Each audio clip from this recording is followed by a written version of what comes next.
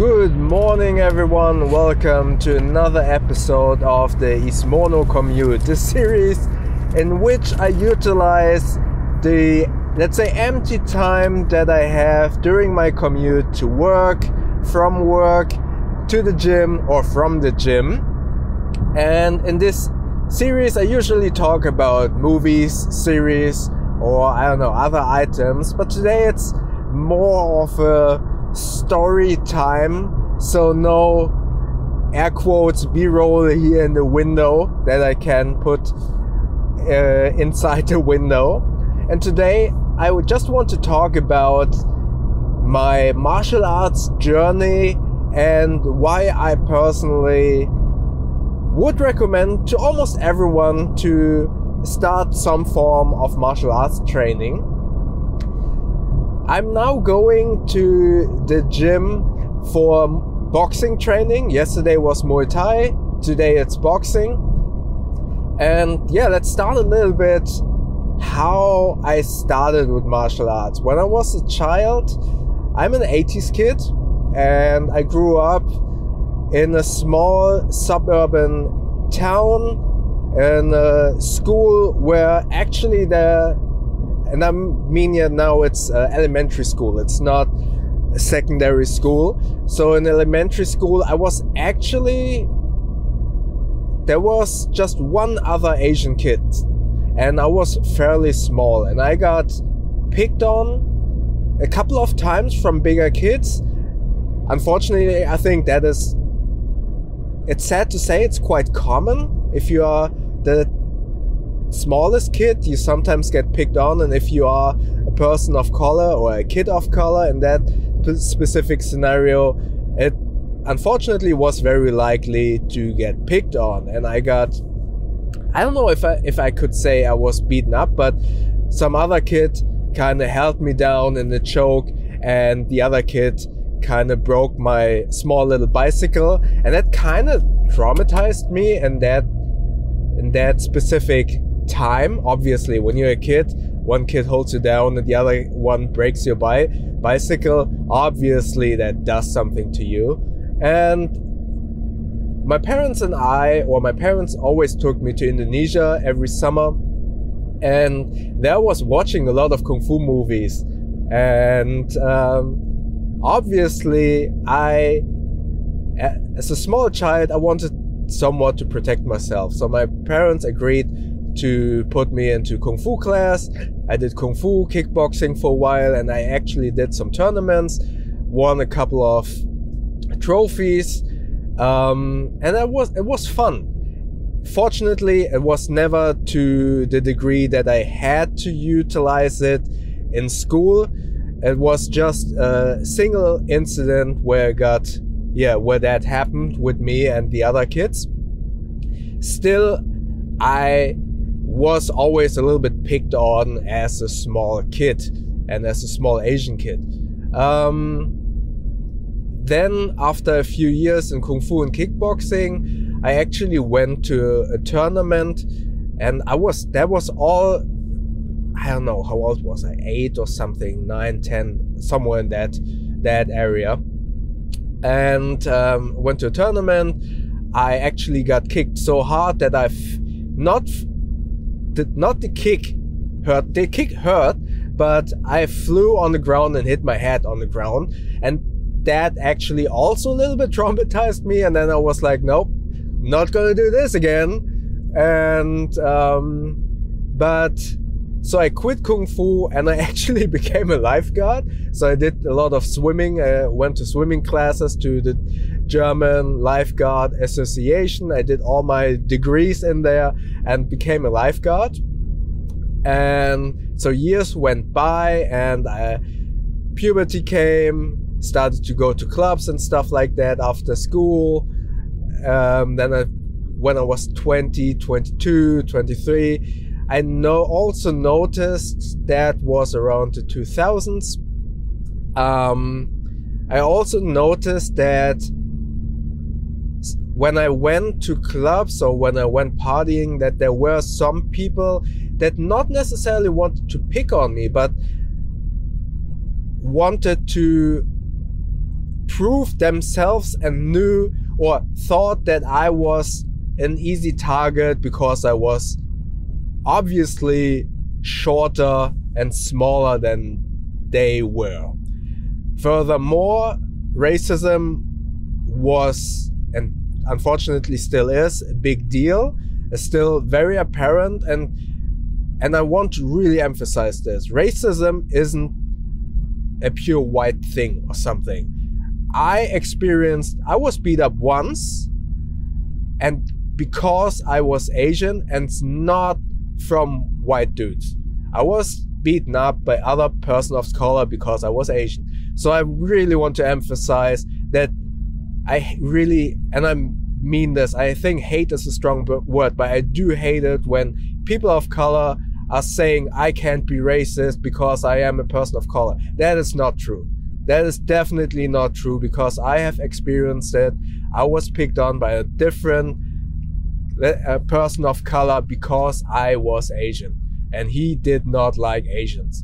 And so you can be racist no matter what color of skin you are. So yeah, that was a very shitty situation, and that shook my world a lot, because beforehand I only experienced racism from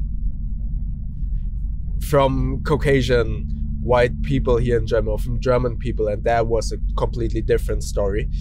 And yeah, that was the one time that was based purely on racism, but there were a few other times where they just wanted to prove themselves and thought I was an easy target. I always ran. Even now that I know how to fight, I would also always run. But that was basically where I kind of thought, okay, maybe I should go back to self-defense and learn a little bit. But back then I kind of was, or I'm still a very peaceful person, and I was looking for some martial arts that wasn't too offense. It wasn't too much in the offense. I wanted to have something that is more defensive. So I was researching, and I was finding something that I believed at that time to have the best philosophy for my case in that scenario, and that was Aikido. What drew me to Aikido was the philosophy that it is all about de-weaponizing your opponent, and basically you take away the knife, you put it on the ground, and convince the other person that whatever that person is trying to do to you is not worth it and not possible. So I kind of liked that. I trained Aikido for a while. However, I quickly learned that Aikido isn't for me. It's not practical, in my humble opinion. Having practiced it for about 2 or 3 years, I think I made it to 3 degrees inside this Aikido dojo, and from my personal view I was technically good, but I realized that the practicability and the effectiveness of Aikido isn't there, in my humble opinion and from my personal experience. Therefore I quit. Furthermore, what I also realized, or started to notice, I didn't fully grasp it, a martial arts with belts, there is a high likeliness that your master or your trainer has somewhat of an ego. And my trainer back then, he was nice. He was a good trainer overall and a good person. But I noticed that there was some form of ego in terms of, oh, what we're doing is the best, and you need to do it the way I do it. And he was, I don't know, about 2 feet taller than I am. And I was always under the impression, hey, you explain this technique to me that fits for your height, but that isn't applicable to my height. I need to stand differently than you do because I'm just shorter. My reach is different. And he was like, nope, you gotta do it my way. And from a philosophy perspective, I do understand that, but from a technical standpoint, it just didn't work for me because he was just way taller and his stance, his reach was completely different than mine. So that kind of frustrated me. So I quit Aikido, and then I actually, because of that mentality, I actually was looking for something different, and I saw this dojo where the trainer explained, hey, we are a little bit fluent in how we explain stuff because we need to make sure that the techniques work for you. So I started ninjutsu.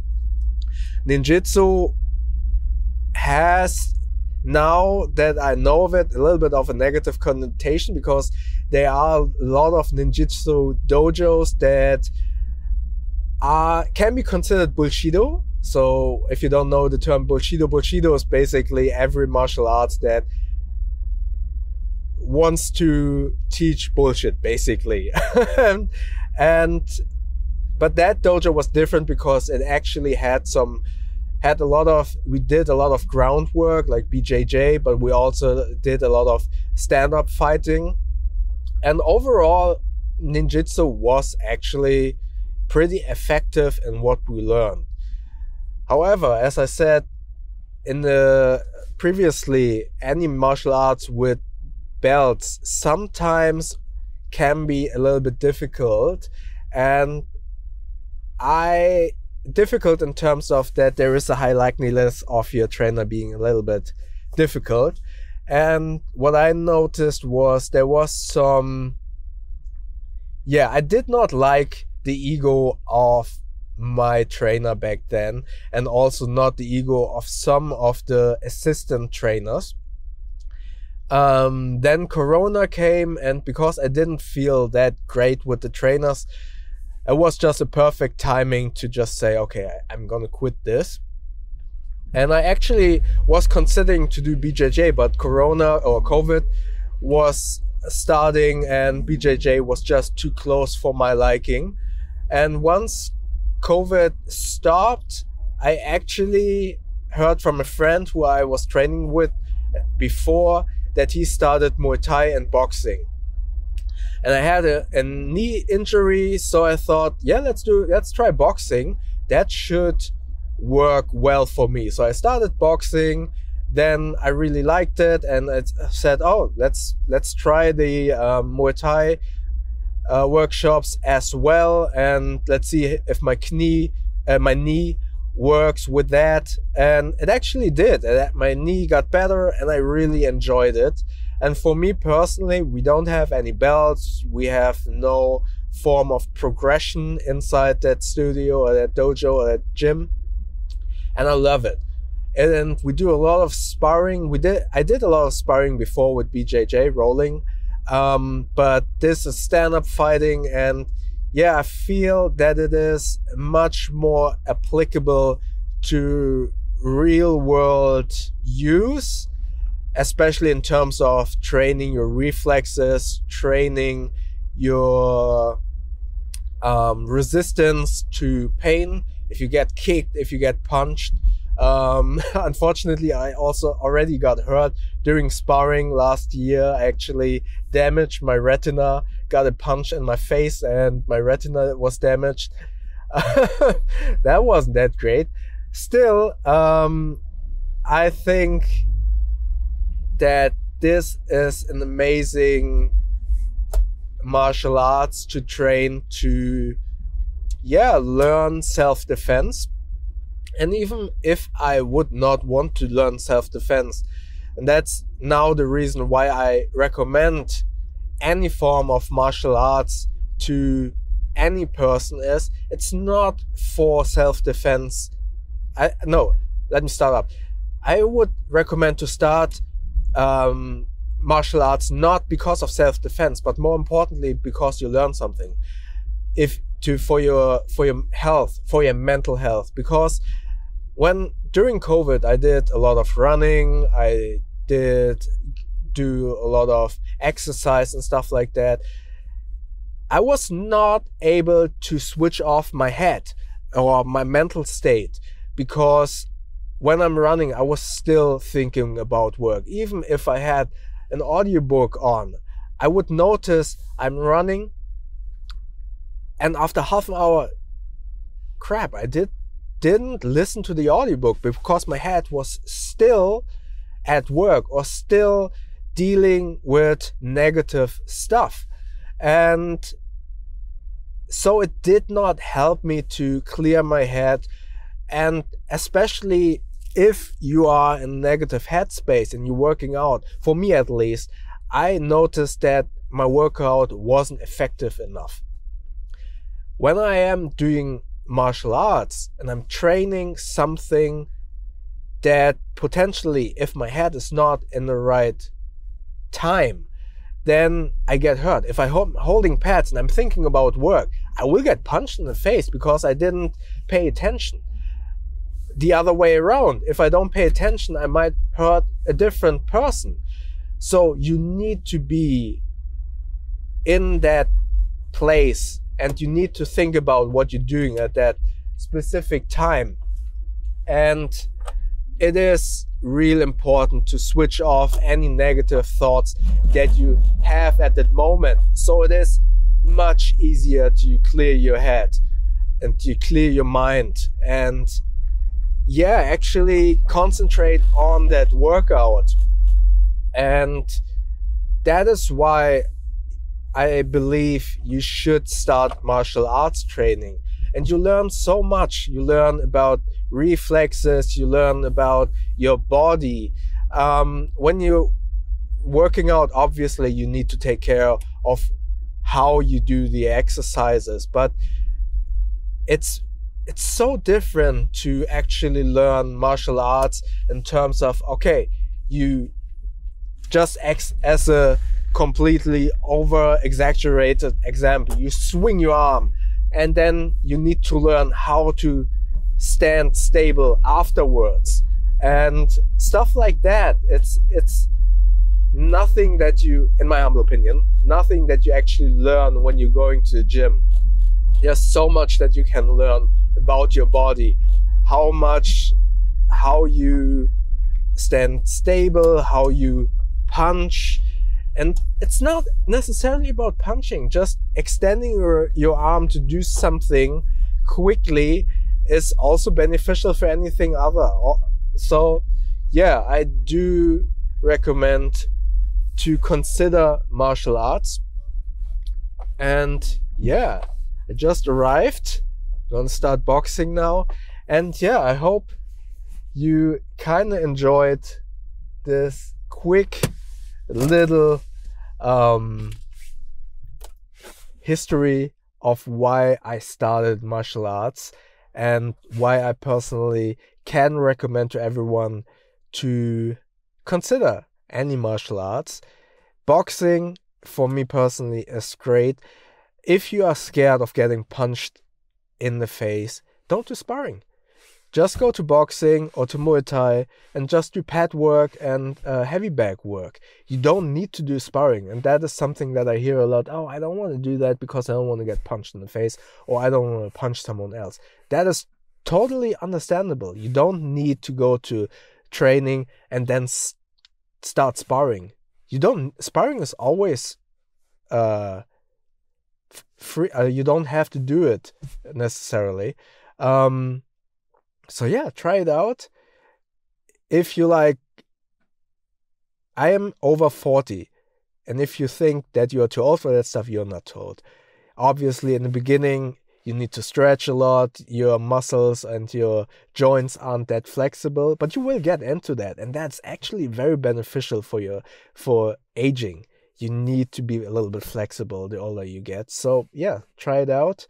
And I can highly recommend it. If you try a martial arts where there is somewhat of a degree system, belt system, I would always say take a close look at your trainer and his or her philosophy, because it is very important in my humble opinion that that trainer has a good mindset. There are too many assholes out there that use that their place in the higher position, there to booster their ego, and I hate that. I have been in 4 to 5 different martial arts schools where I was able to notice that there are some things about teachers that can be a little bit questionable. Alright, so if you have any questions, comment below, and if you enjoyed this video, click the like button, and please feel free to subscribe to my channel and check out my Instagram, YouTube, main channel, and podcast at You Know The Bow. Stay safe and healthy, everyone, and I will go to training now. Thank you very much.